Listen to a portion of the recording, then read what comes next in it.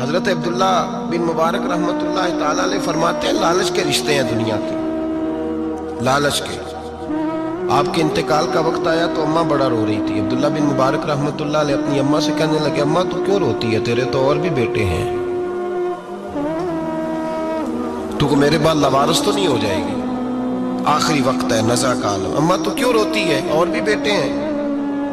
تو اماں کہنے لگی بیٹا اور بھی بیٹے ہیں، پر جس طرح کا دھیان تو رکھتا تھا وہ نہیں رکھتے، جس طرح وقت پہ دوائی تو لا کے دیتا تھا وہ نہیں لا کے دیتے، جس طرح تو میرے کھانے پینے کا خیال رکھتا تھا وہ۔ کہنے لگے اچھا اماں اس کا مطلب ہے تو مجھے نہیں رو رہی، تو اپنی ضرورتوں کو رو رہی ہے کہ روٹی کون دے گا، کھانا کون لائے گا، دوائی، میں سمجھا تھا شاید مجھے رو رہی ہے۔ بیوی سے پوچھا تو کیوں رو رہی ہے، تو کہنے لگی تیری وجہ سے میری بادشاہی تھی، تو موجود ہے تو خاندان میں، معاشرے میں میرا ایک وقار ہے، تیرے بعد تو بیوہ کی زندگی ہوگی۔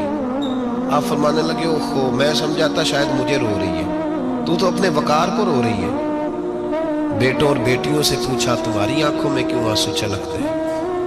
کہنے لگے ابا جس پیار سے باپ شادی کرتا ہے دوسرا کوئی نہیں کر سکتا، اور جس محبت سے باپ لا کے کما کے دیتا ہے دوسرا کوئی نہیں دے سکتا۔ فرمانے لگے اوہو میں سمجھا تھا مجھے رو رہے ہو، تم تو شادیوں کو رو رہے ہو، میرے ساتھ تو تعلق ہی نہیں۔ پھر عبداللہ بن مبارک رونے لگے اور پھوٹ کے روئے۔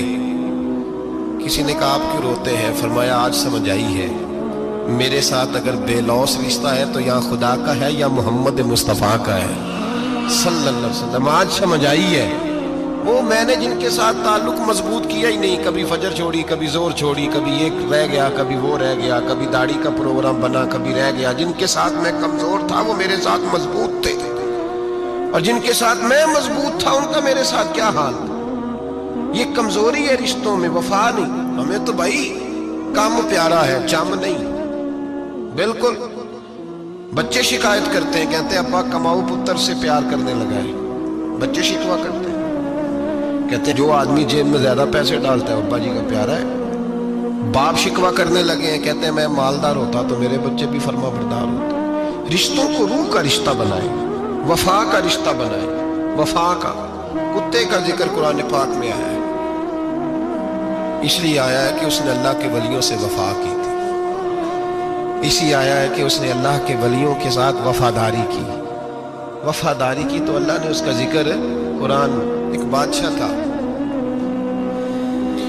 بادشاہ جو ہوتے تھے ان کے اپنے اپنے مزاج ہوتے تھے۔ اس بادشاہ نے 4 5 6 کتے رکھے ہوئے تھے، اور کتے بڑے بڑے کتے تھے اور بڑے